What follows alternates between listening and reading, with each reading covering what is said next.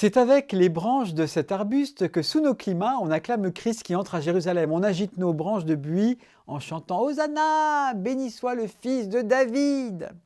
Bon, le buis a été choisi parce qu'on ne trouve pas les nobles et vastes palmes de palmier dans la grande majorité des régions de France. Puis le buis a une autre qualité, ses feuilles persistantes.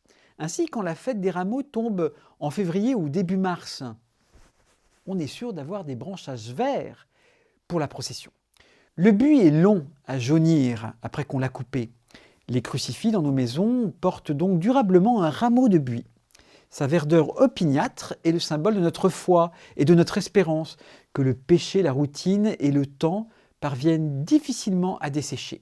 Quand le buis est devenu trop sec, on l'enlève du crucifix et on le brûle.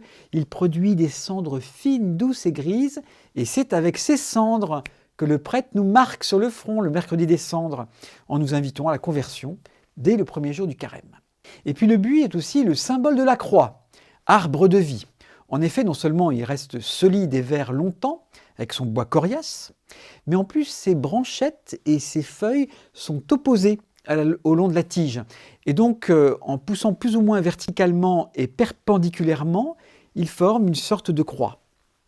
Le buis est aussi symbole d'éternité. On bénit parfois le corps du défunt avec un bouquet de branches de buis.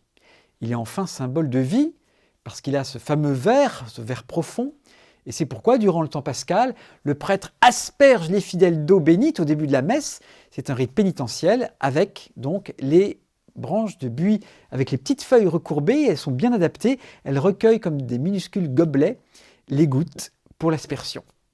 Et puis le buis donne un bois verni naturellement et luisant. Et donc il est apprécié dans la fabrication des chapelets. Et il accompagne ainsi notre prière.